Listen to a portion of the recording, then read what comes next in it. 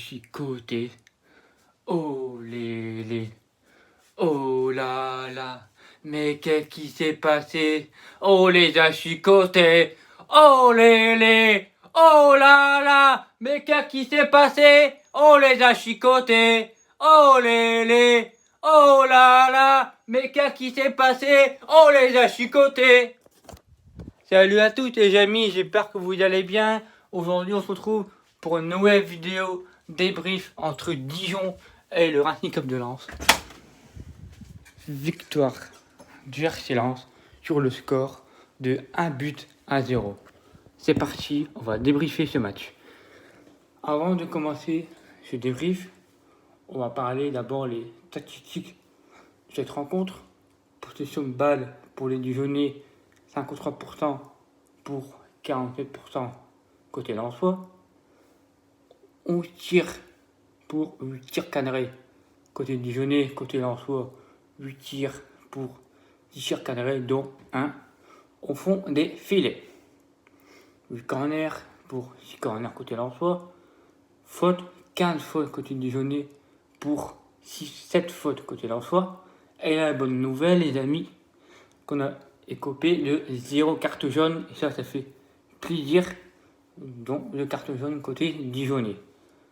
Oui, qui vous disait que Grady, Cahuzac, même l'ensemble de l'effectif n'ont pas eu un carte jaune. Et ça, c'est bien pour la bonne nouvelle. Donc, on est bien. La petite composition, donc j'ai eu sur le score de 9 sur 11, dites-moi en commentaire quel était votre score lors de la composition d'équipe. La composition alignée par Franquès, dans les buts sans cotisation possible, Jean-Louis Lucas, je pense que Jean-Louis Lucas a fait ce qu'il fallait sur ce match, il a sorti quelques parades, donc juste un peu que j'ai eu peur à la dernière minute, occasion Dijonnais où la balle part en catastrophe, mais heureusement que le Dijonnais rate l'opportunité de l'égalisation. Donc j'ai eu un peu les chocottes, mais dans l'ensemble du match, on a été serein et on a su présent, surtout en défense, avec un énorme Raphaël Varane, un énorme Virgil van Dijk. Pour moi, c'était l'homme du match. Cet homme, on l'a eu gratuitement. Cet homme, il est monstrueux. Il commence à monter en puissance et on voit qu'il fait partie d'un bon défenseur central. C'est Loïc Badé. Pour moi, ça me rappelle l'époque de Raphaël Varane. Ça me rappelle les débuts du Raphaël Varane au Racing Club de Lens. Et là, c'est qu'on est en train de vécu. Et je pense que cet homme, il est extrêmement incroyable. Je ne peux pas en parler de plus parce que moi, j'en ai plein pipille des yeux sur Loïc Badé. À chaque fois que je le vois jouer, je le sens serein, je le sens à l'aise et j'ai plus les mots pour le Badé. Il est tellement incroyable que maintenant on n'arrive plus à parler sur lui. Je peux plus en dire plus. Cet homme, il a ce qu'il faut pour être un défenseur central. Ensuite, a été aligné à Medina et Grady. Juste Medina dans ce match. Là, ça fait 2 matchs que Medina, je n'arrive plus à connaître dans tes débuts de saison. Certes, là, je pense que Medina, il commence à. J'ai pas la grinta que je vois qu'il a fait en début de saison. Tranquille, ça va venir. Il y aura un moment donné, comme je dis, certains joueurs où ça va aller mal aller et qu'après, au fil du match, ça va venir. Silla, Klos, voilà, je pense que les Dijonnais n'ont pas beaucoup joué sur les côtés. Je pense qu'ils ont pu jouer côté vers l'axe, surtout avec un grand Célina. C'est surtout l'homme qui nous a plus fait mal aux Dijonnais. Donc c'est là que j'ai eu un peu peur de ce mec numéro 2 qui jouait en position numéro 10. Parce que oui, Dijon, on joue un 4-2-3-1. Le milieu de terrain, les amis, parlons du milieu de terrain, mais incroyable. Surtout Fofana, ses premiers débuts, première titularisation avec leur silence. Et c'est qu'au Fofana, il est trop fort. Techniquement, sur le ballon, il, certes, sur une deuxième mi-temps, avec les contre-attaques qu'on a eues, Fofana, il a raté mais tellement de pertes de balles qu'après, il n'était pas à 100%, il n'était pas à sa forme. Mais un Fofana à 100%, avec la forme, il y a intérêt d'avoir que les clubs qui soient prêts. Que là, Fofana, qui nous a sorti des jeux techniques offensivement, défensivement, mentalement, physiquement, avec le ballon. Il s'est sorti à l'aise et Fofana, voilà, il a été énorme tout ce match. C'est incroyable, cet homme, il est vraiment incroyable. Cahuzac, voilà, le retour après l'éclusion contre je crois que c'était le carton jaune contre le LOC, où il était suspendu, ouais, si là il reprend en suspension, parce que contre Marseille, bah, ça a été remis pour, parce que, ouais, je crois qu'il revient de blessure, ou je sais plus quoi, Cahuzac, mais voilà, Cahuzac a fait un énormément match. Je vous dis, pour moi, les hommes du match, pour moi, les trois, c'est Badé, Cahuzac, Fofana. C'est exactement mes top 3. Ensuite, Corentin Jean, là, je ne m'y attendais pas du tout. Et Jean, c'est un, comment dire, c'est un joueur qui est capable de, avec la rapidité. Surtout, c'est pas un joueur où je vois en 10. C'est plus Sotoka qui a joué en 10. Et Jean, sur les côtés, il peut nous apporter du bien parce qu'il est quand même un peu rapide. Et surtout, qui nous provoque beaucoup de fautes. On l'a vu contre Lorient et on l'a vu contre Dijon. C'est un joueur qui est petit, agile.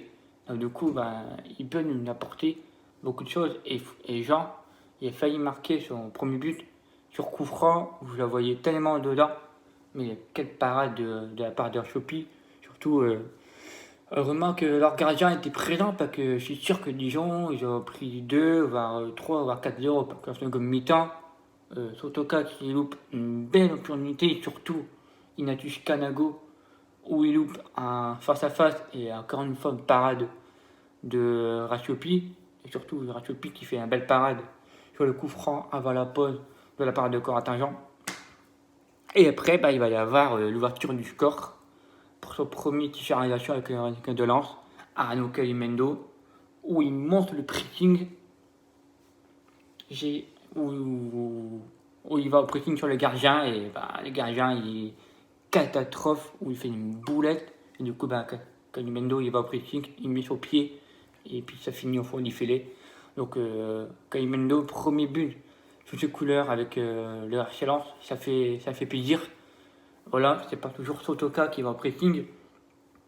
On voit que nos joueurs sont capables d'aller vers le pressing. Nous cette saison on joue pressing, surtout plus en contre. Et Franquet sur cette rencontre a fait tourner parce qu'on n'oublie pas que les gars ont joué 3 matchs en 7 jours. Là, il va y avoir un match ce soir, demain soir contre le FC Nantes et dimanche contre le SCO d'Angers. Donc 2 matchs à domicile et surtout si on peut gratter quelques points, ça serait énormément, surtout qu'on a un match de retard contre le FC Nantes. Donc voilà. Et après Sotoka, Sotoka il fait son match.